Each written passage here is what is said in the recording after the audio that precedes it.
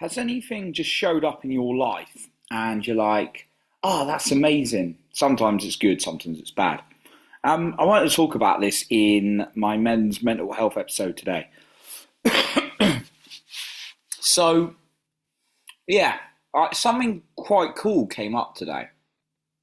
And I do this thing in my journal, and this does relate to mental health because, well, all of this does because I'm sharing my journey and what's showing up, what makes me feel good, what doesn't so much, and being open. And I noticed that something showed up, an opportunity, a really great opportunity. I won't go too much into it, but it just like came out of nowhere. And it's no coincidence after I've been doing a lot of work on my emotions, being very consistent on doing the things I need to do and not doing the things that are bad for me, right? And then things show up and focusing on feeling good. Now, it's harder some days than others, of course. Not even if things are happening, just sometimes emotions can be a bit more charged some days than others in the more challenging ones. And so what I've done, and I've been doing this for a while, I started logging in the back of my journal when things show up and the correlation of being in a good place. And also sometimes challenges come up when I'm not such a good place. Now, it doesn't mean like a challenge isn't going to come up when I'm feeling really happy or really joyful. Of course, that can happen. But when I focus on feeling good and really working on my emotions and myself, I notice things can show up. So if you find this really hard to get on board, and after I've done a lot of work on like going through Danny Morell's Awaken, going through books like Joe Dispenza, these guys have got a lot of scientific proof that we're like energy and we're energetic human beings. Or Peter Sage, who's one of my favorite teachers. These guys can really back up with science what I'm saying. And it's really hard to put into practice. That's why I'm still a student. But when you focus on your energy being good and you really feel into things and you work through some of those blocks, more good things are going to happen than not. And I found when I'm in a negative place, more challenges come up.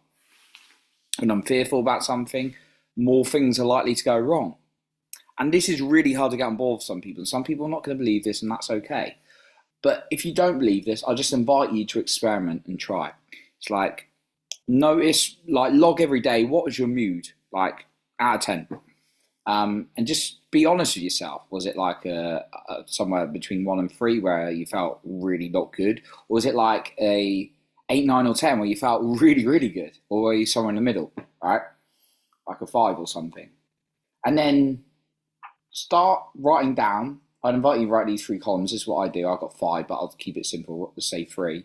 Second one is like, what was I doing that day? Like, what was the things and it's no judgment. It's just taking a note. What was the good things you were doing? Maybe you were listening to some good quality music. Maybe you were hanging out with some people. Maybe who made you feel good. Maybe you're eating some good quality food.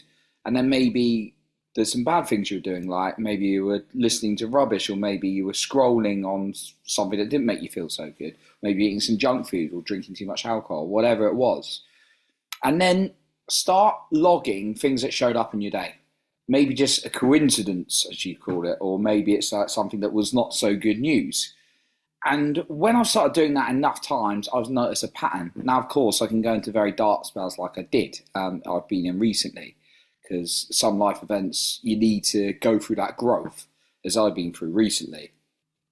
And in my life, I've been into some very depressive spells, anxiety and stress. I'm not feeling that today, which is really, really good. And I want to give a lot of credit to the work I've been doing. And I'm so glad I've been logging my journey, because that's reassurance to me to look back over these videos and see the progress I've made over the few weeks, right? But yeah, just I'd invite you today to just start logging each day. What's your mood? What were the things you were doing? And then what are the things that are showing up? Because over time, you can start noticing patterns. Things coming up in your life, ways you were feeling, and what was causing you to feel that. And when you have enough evidence, that really starts sending more of a message to you on what you need to be doing and focusing on. So that's just something I really wanted to share quickly today. Anything else I want to share? Because these are very spontaneous.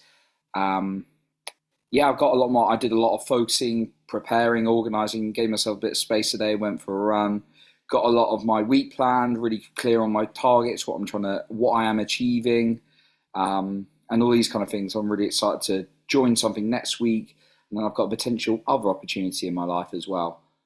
Um, yeah, things are a lot better. So I'm going to leave it there for today. It's like just after 10 o'clock on Saturday night.